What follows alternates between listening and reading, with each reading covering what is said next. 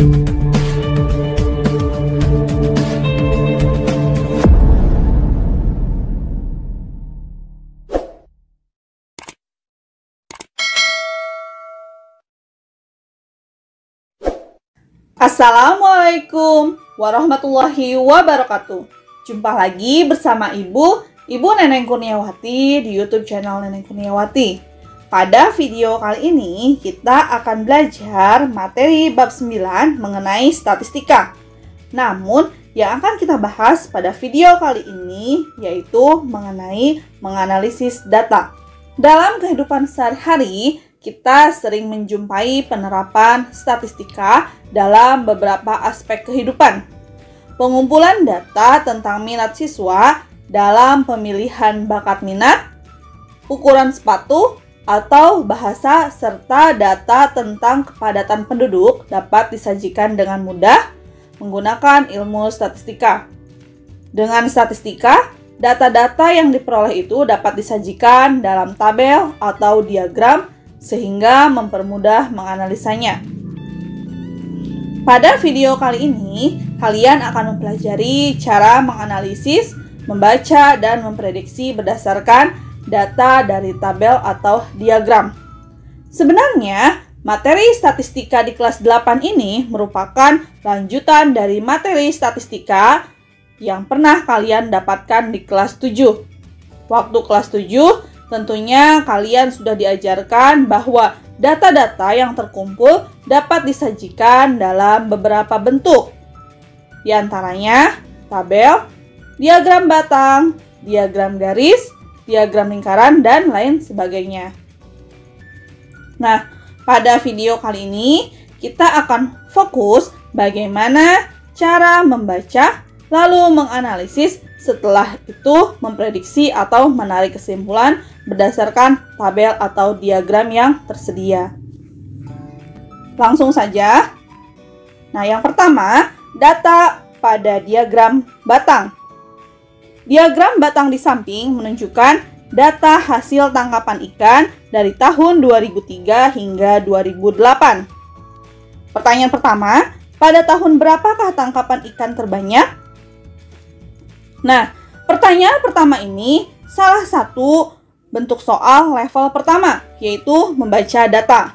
Karena kita bisa menjawab pertanyaan ini cukup dengan membaca informasi pada diagram batang.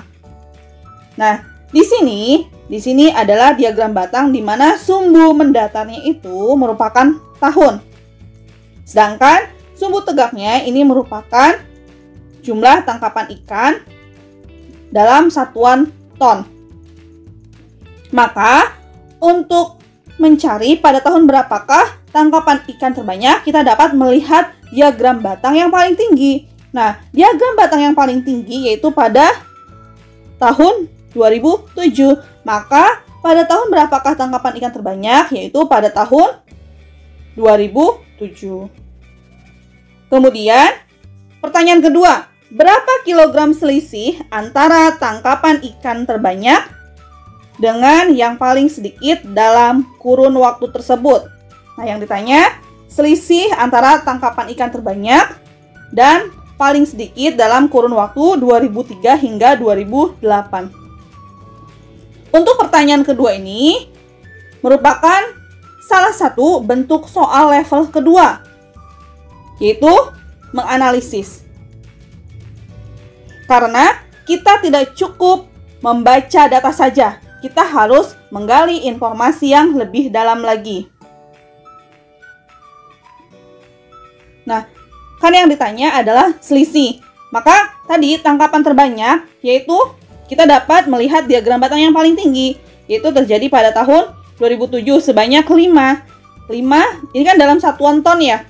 Maka 1 ton itu 1000 kg. Berarti kalau 5 ton 5000 kg. Kemudian tangkapan ikan yang paling sedikit, berarti yang diagram batangnya paling rendah ya. Berarti yang mana?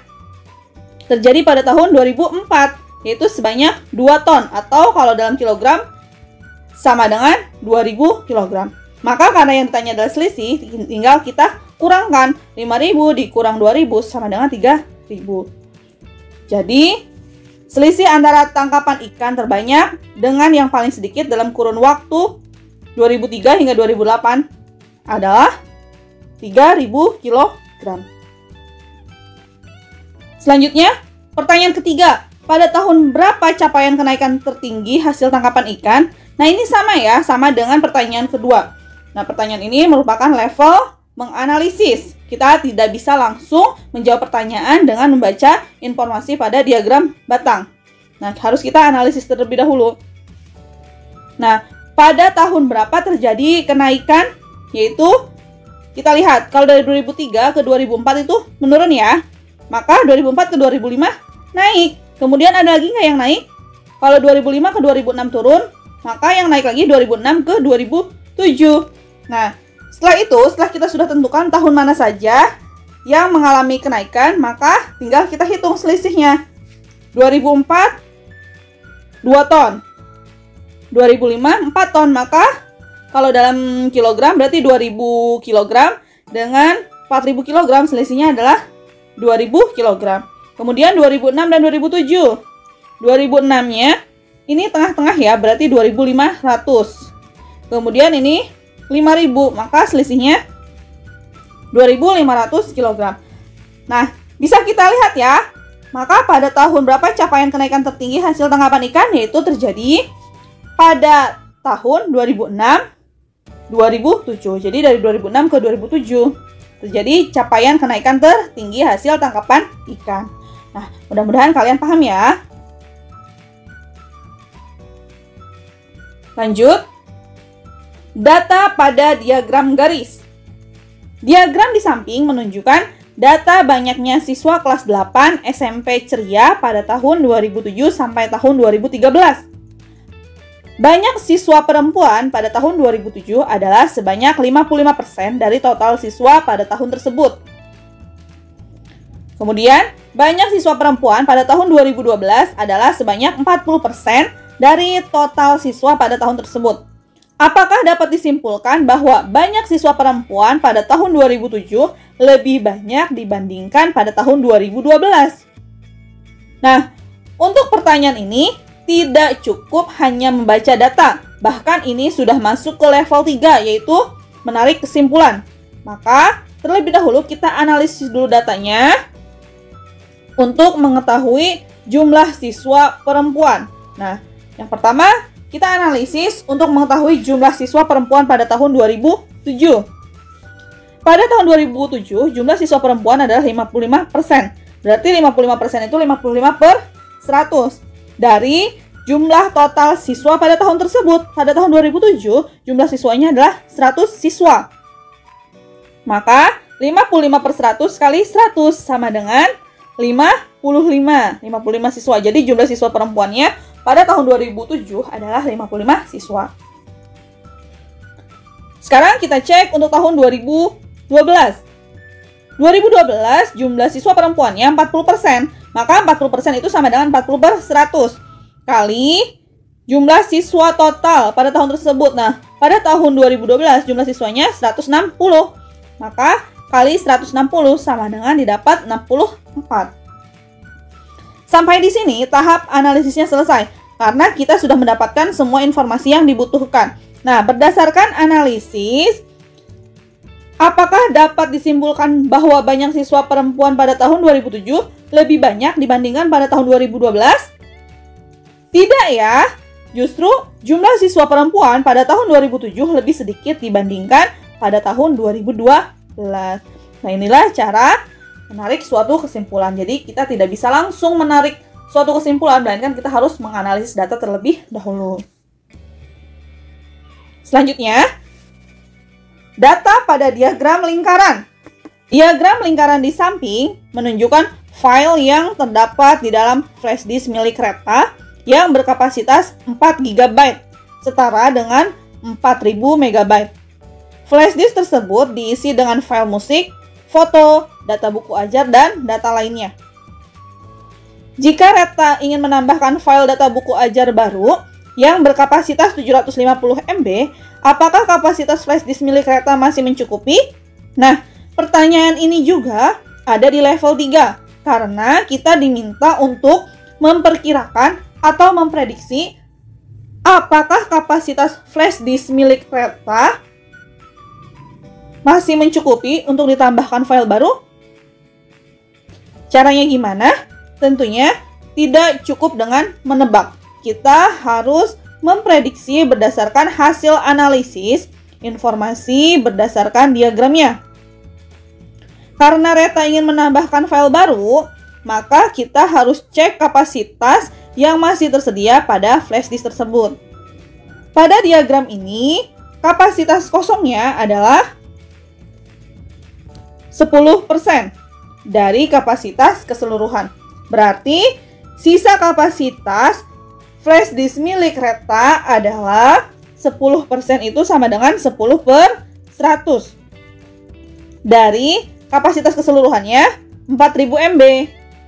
Maka 10/100 kali 4000 sama dengan 400 MB. Nah, tadi jika Reta ingin menambahkan file baru yang berkapasitas 750 MB, apakah kapasitas flash disk milik Reta masih mencukupi? Nah, tentu tidak ya. Flash disk Reta tidak dapat mencukupi untuk ditambahkan file baru yang berkapasitas 750 MB. Karena ternyata kapasitas yang masih tersedia atau yang masih kosong adalah 400 MB. Mudah-mudahan kalian paham ya. Selanjutnya, data pada tabel. Tabel di samping menunjukkan album-album pada file musik di dalam flash disk Reta. Sisa kapasitas flash disk yang masih kosong adalah 400 MB. Dia ingin menambahkan file baru yang berkapasitas 750 MB. Akan tetapi, dia hanya ingin menghapus beberapa file musik miliknya dengan syarat maksimal 3 album pada file musik miliknya yang dihapus. Apakah mungkin bagi Reta untuk memasukkan file data buku ajar baru ke dalam flash disknya? Jelaskan jawabanmu. Nah, di sini kapasitas yang masih kosong adalah 400 MB. Sedangkan tambahan data atau file baru yang akan dimasukkan ke dalam flash disk adalah 750 MB. Maka masih kurang 350 MB. Nah, kita tinggal pilih album mana saja yang akan kita hapus. Nah, maksimal 3 album pada file musik yang ada di flash disk. Nah, maka kalau kita hapus CE dan F, album CE dan F, maka 125 ditambah 152 ditambah 95 sama dengan 372.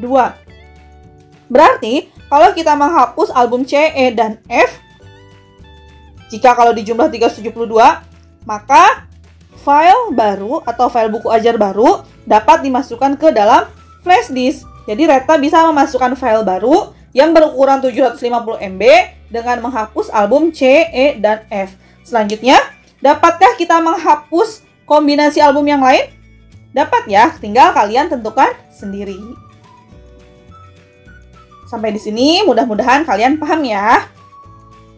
Nah, itulah tadi materi mengenai menganalisis data pada tabel ataupun pada diagram.